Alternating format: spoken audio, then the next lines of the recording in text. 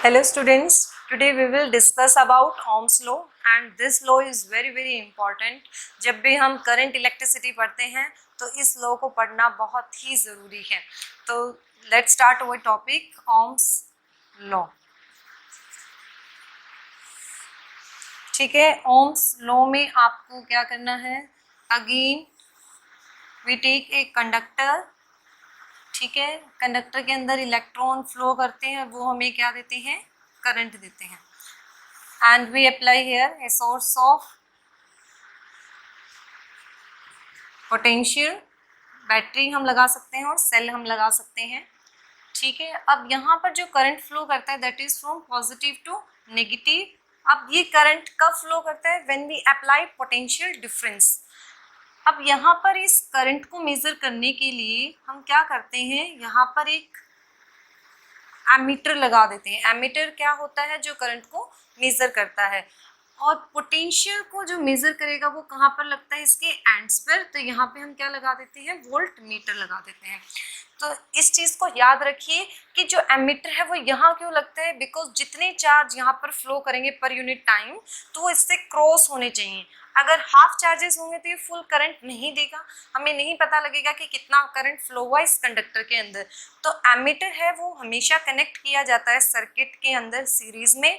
And voltmeter is attach across the ends of conductor, क्योंकि यहाँ पर आपको मेजर करना है पोटेंशियल डिफरेंस कि इस एंड पर पोटेंशियल कितना है एंड सेकेंड एंड पर पोटेंशियल कितनी वैल्यू होगी. तो वोल्ट मीटर कैसे कनेक्ट होगा? पैरेलल में. तो इस स्टेटमेंट को हमेशा आप माइंड में रखिए कि ammeter is always connected in series and voltmeter is connected in parallel in an electrical circuit. ठीक है, ये बातें आपको क्लियर है. उसके बाद ओम्स लॉ ने क्या कहा? It states that the current flowing in a conductor is directly proportional to potential difference across its ends, provided the physical conditions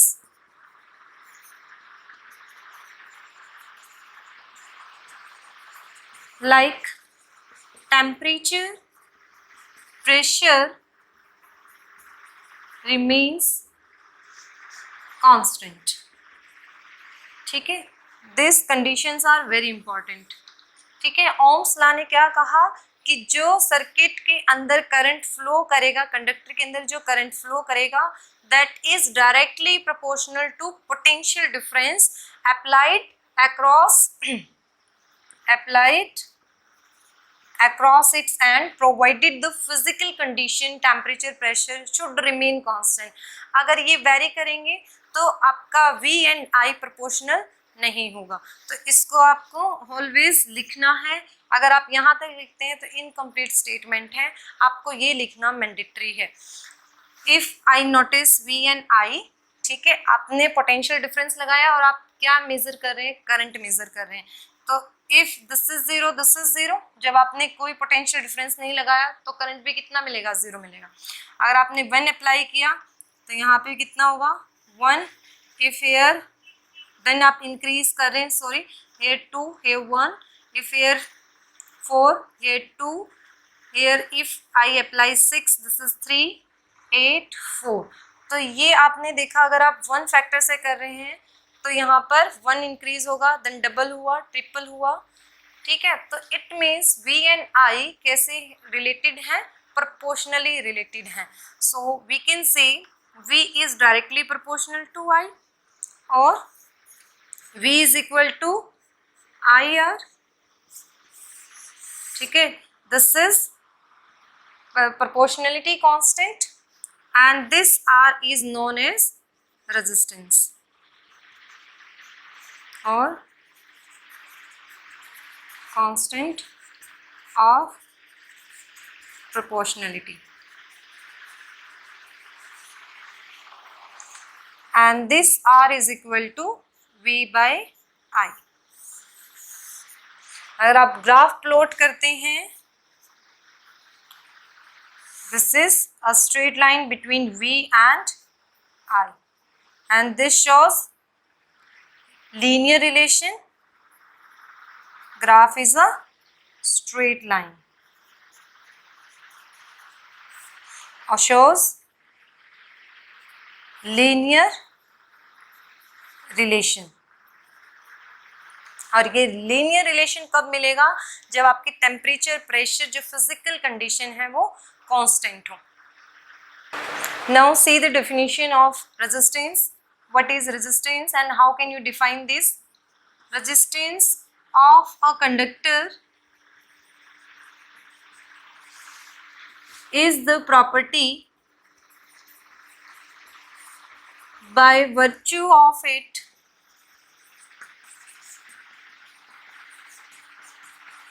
opposes the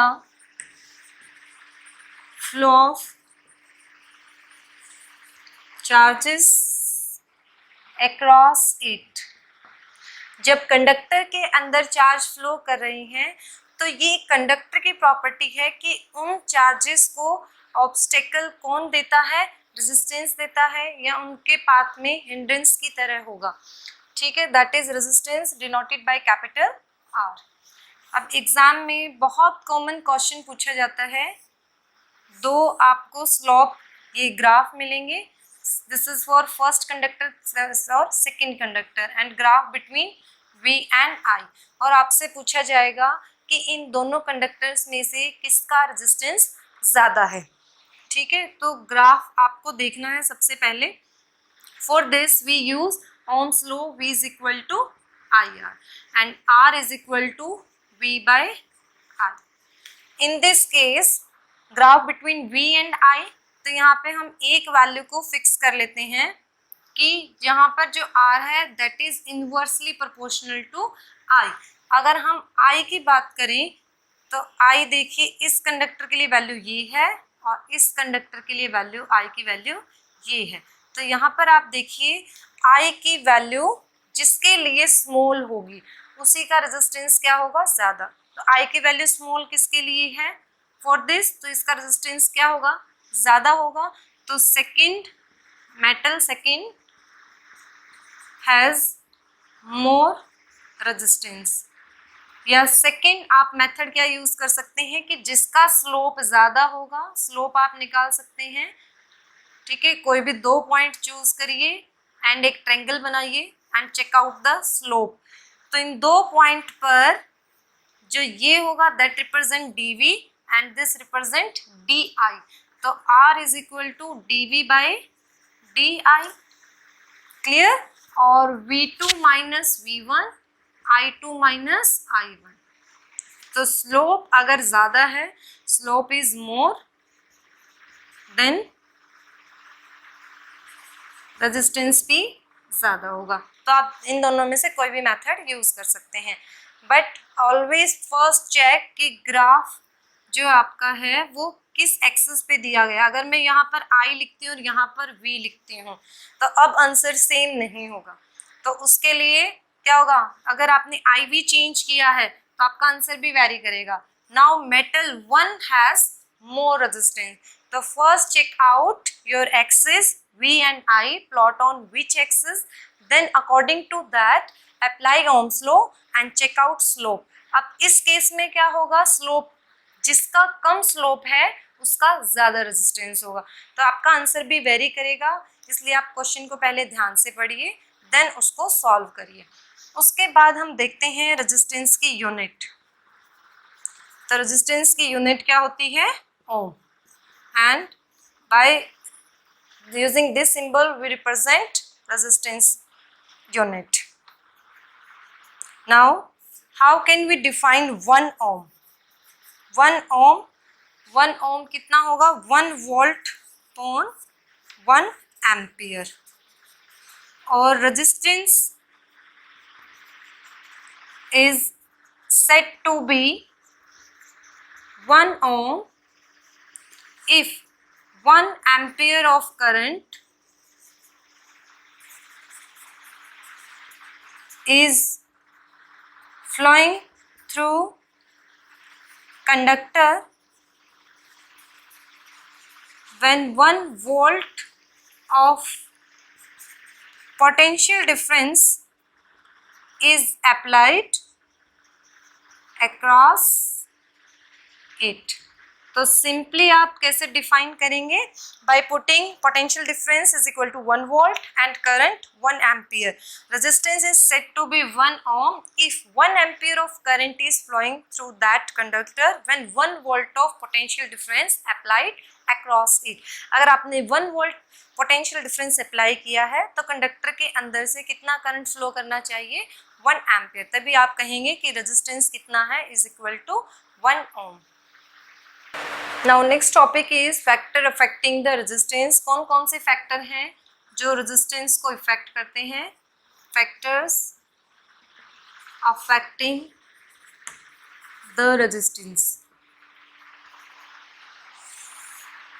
first factor is length. अगर conductor की length L है, A is area, then resistance is directly proportional to L. जितनी length लंबी होती जाएगी conductor की तो उसके अंदर रेजिस्टेंस भी बढ़ता जाएगा. बिकॉज अब इलेक्ट्रॉन्स को वन एंड से सेकेंड एंड तक क्रॉस करना है तो बीच में क्या आएंगे? ज़्यादा ऑब्स्टिकल्स आएंगे. अगर लेंथ कम है तो भी रेजिस्टेंस क्या होगा? कम होगा. अगर लेंथ बढ़ाते जाते हैं हम तो रेजिस्टेंस भी बढ़ता जाएगा. Second is area of cross section and here it is inversely relation. अगर एरिया ज़्यादा है तो रेजिस्टेंस कम होगा. ठीक है, inversely relation. Third is nature of material. Nature of material पे डिपेंड करेगा कि जो मटेरियल है वो किसका बना हुआ है. Copper, aluminium. अगर हम कॉपर लेते हैं, सिल्वर लेते हैं तो उसमें रेजिस्टेंस कम होता है.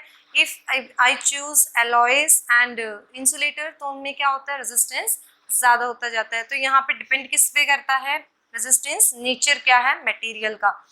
Fourth, temperature.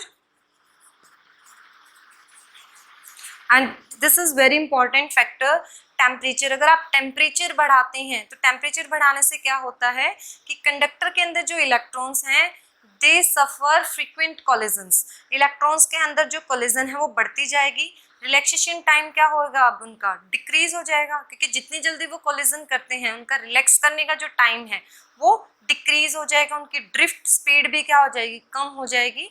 अगर स्पीड कम होती है तो उनका जो रेजिस्टेंस है वो इंक्रीज हो जाएगा.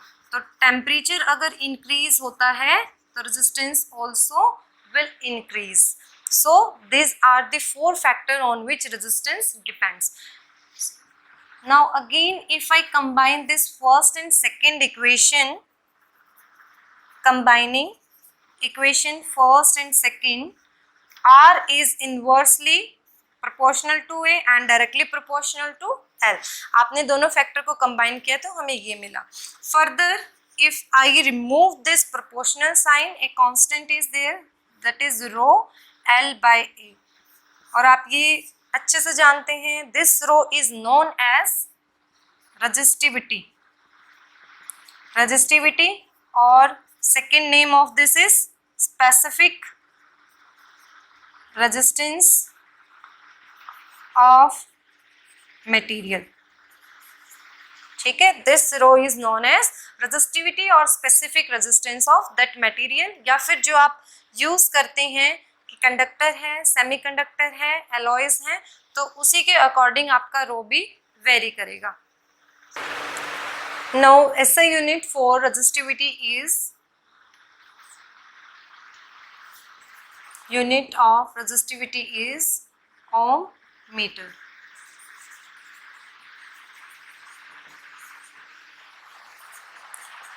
अब ये जो रो है ये किस किस फैक्टर पे डिपेंड करेगी? Factors first it depends on again temperature. Second nature of material and third is relaxation time. And relaxation time is denoted by tau. ठीक है, तो यहाँ पर एक इम्पॉर्टेंट चीज है कि जो रेजिस्टिविटी है that does not depend on dimensions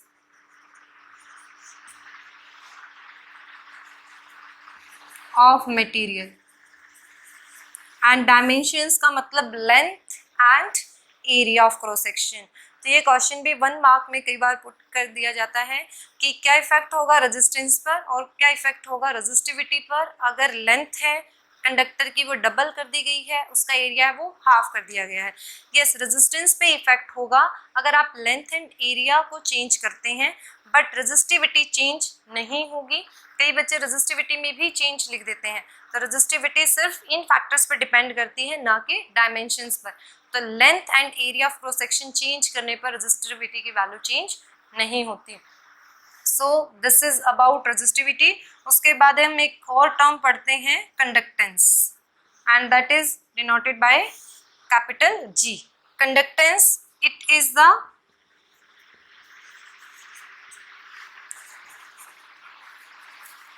it is defined as the ease with which flow of charges take place in a conductor, कि कितनी इजीली कंडक्टर के अंदर से चार्ज है वो फ्लो कर रहे हैं। रेजिस्टेंस क्या करता है उनको, रेजिस्टेंस क्या ऑफर करता है उनको, ऑब्स्टिकल ऑफर करते हैं। जो कंडक्टेंस होगा वो उसका रेसिप्रोकल है, तो हम क्या कह सकते हैं, this G is 1/r। Reciprocal of resistance is known as conductance.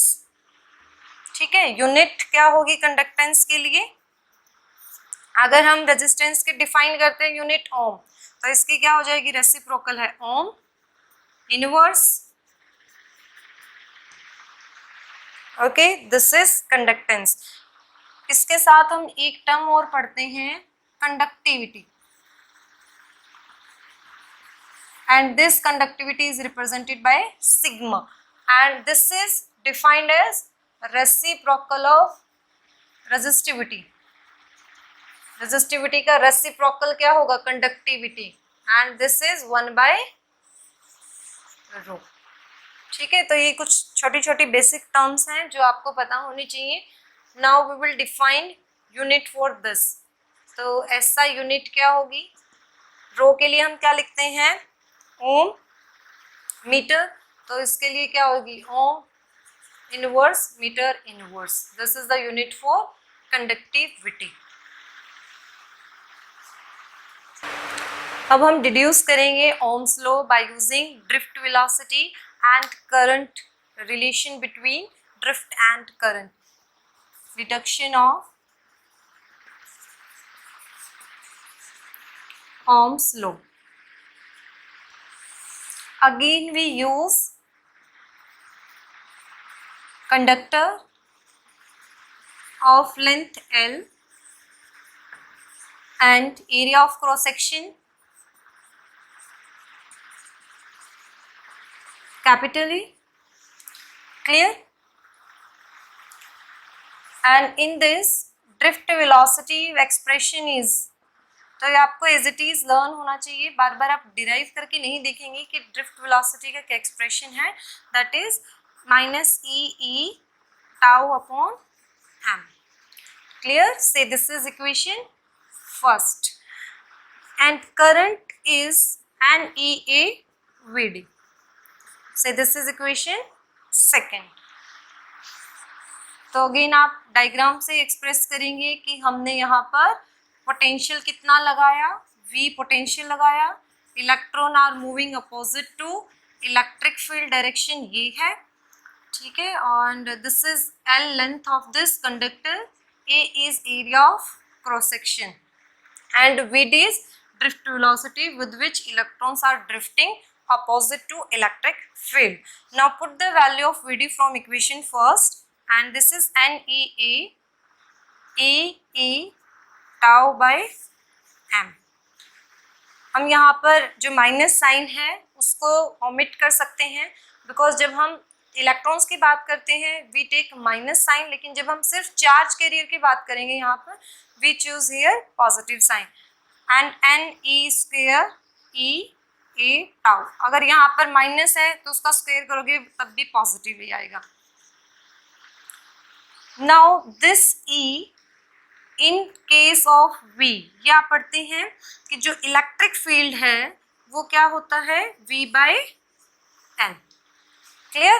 तो यहाँ पे E को आप क्या पुट कर सकते हैं V बाय L, तो again N E square this is V A tau by M। तो अब हम बात करते हैं यहाँ पर कांस्टेंट की कि इस एक्सप्रेशन में क्या क्या कांस्टेंट हैं। दिस इज आई, ये वेरिएबल होगा बिकॉज ओम्स लॉ में आई एंड वी दोनों वेरी करते हैं। अगर आप वी चेंज करते हो तो उसके साथ आई भी चेंज होगा। Now check out for N, तो एन क्या है, एन इज इलेक्ट्रॉन डेंसिटी या number of electrons per unit volume. तो अगर आपने कोई कंडक्टर लिया है तो उसके अंदर एन की वैल्यू क्या होगी, कांस्टेंट होगी। अगर हम एक स्पेसिफिक कंडक्टर की बात करें या गिवन जो मटेरियल आपको दिया है से आयरन, तो उस आयरन के अंदर जो नंबर ऑफ फ्री इलेक्ट्रॉन्स होंगे वो कैसे होंगे, फिक्स होंगे। तो N constant for a conductor, अगर आप एक स्पेसिफिक कंडक्टर लेते हैं तो उसके लिए एन क्या हो, कांस्टेंट। ई, यस ई जो चार्ज है वो भी क्या होता है, अगर हम इलेक्ट्रॉन्स की बात करते हैं तो उसके लिए क्या होगा, फिक्स होगा। E and M also mass. If I take electron, तो इलेक्ट्रॉन के लिए दोनों ही क्या होंगे, for electron E and M are constants, दोनों की वैल्यू क्या होगी, फिक्स होगी।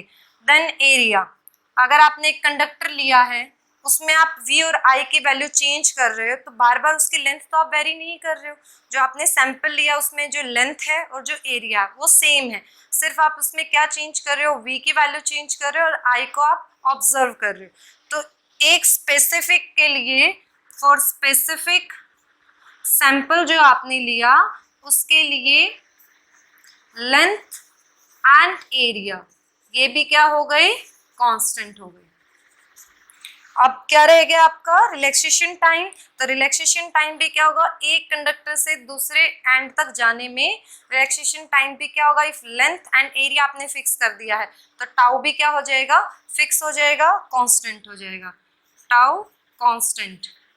और जो आपका रिलैक्सेशन टाइम है वो किस पे डिपेंड करता है, टेम्परेचर पर। तो अगर आप टेम्परेचर यहाँ पर चेंज नहीं कर रहे हैं, अगर आपने टेम्परेचर को कांस्टेंट किया तो रिलैक्सेशन टाइम भी क्या हो जाएगा, कांस्टेंट हो जाएगा।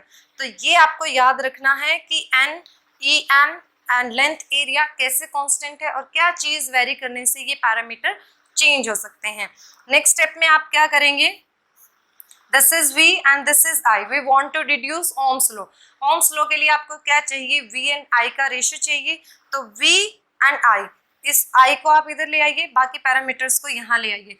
तो V by I give you M and N E square A tau. ठीक है, अब इन सबको हमने क्या कंसिडर कर लिया है, constant, and this all constant replaced by a single constant known as resistance. And resistance भी क्या होता है, एक कंडक्टर के लिए कांस्टेंट होता है। ये तभी आप लिख सकते हैं यार जब आप इनको प्रूफ कर देते हैं कि ये सभी पैरामीटर यहाँ पर कांस्टेंट है।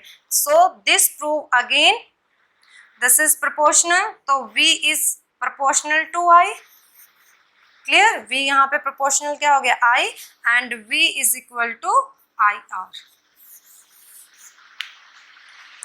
And this R value where this resistance is equal to M N E square A tau. In this way we can derive an expression for Ohm's law using drift velocity case, relaxation time and keep all the parameters constant.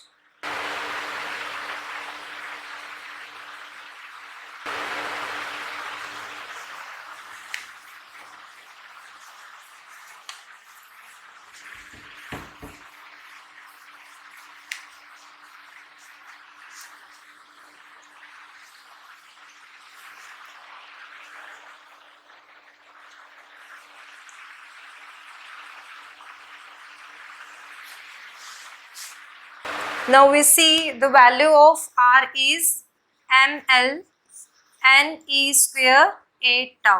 अगर आपको resistivity की terms में लिखना है तो as we know R is equal to rho L by A. Clear? Now this rho is equal to R A by L. Now replace this R A L by rho. In this expression we have m n e square tau. So in terms of resistivity we can write this formula m n e square tau. From here we can see rho is inversely proportional to n. अगर number density क्या है electron की ज्यादा है तो resistivity क्या होगी, कम होगी. तो कंडक्टर के केस में रेजिस्टिविटी क्या होती है, कम होती है, क्योंकि वहां पर number of electrons per unit volume ज्यादा होते हैं. ई स्क्वायर, ई जो चार्ज है ये ऑलवेज फिक्स ही रहता है, तो रेजिस्टिविटी का इसके साथ इनवर्सली रिलेशन है. And next term is relaxation time. If relaxation time is more, अगर रिलैक्सेशन टाइम ज्यादा है तो क्या हो जाएगा, रेजिस्टिविटी कम हो जाएगी. तो ये आपको पैरामीटर्स याद रखने हैं in case of this resistivity, and that is the formula for resistance. यहाँ पर हम एक छोटा सा डेरिवेशन करते हैं about vector form of Ohm's law. As we know, V is equal to IR, and when we apply electric field, then value for this is E by E into L. जब आप electric field apply करते हैं तो potential difference जो आपने create किया across the length L, तो formula क्या होगा, V is equal to EL, and that resistance is equal to rho L by A. Now put this equation first and second in this. We have EL is equal to I rho L by A. L both side cancel out, and this is E I by A, and here rho. I by A ये हम पढ़ चुके हैं. I by A क्या होता है, G known as current density. Replace I by E with J, and this is rho. And E is electric field, so direction of electric field as that of current density. Direction of E is same as that of current density. So this form is known as vector form of Ohm's law, and this is scalar form. If I compare this vector form with this scalar form, E यहाँ पर electric field है, यहाँ पर क्या है, potential difference. This is J यहाँ पर current के साथ, and rho here is constant value, and it is compared with resistance. So that's about Ohm's law and vector form of Ohm's law, resistance, resistivity, conductance and conductivity. So this complete your Ohm's law. Thank you.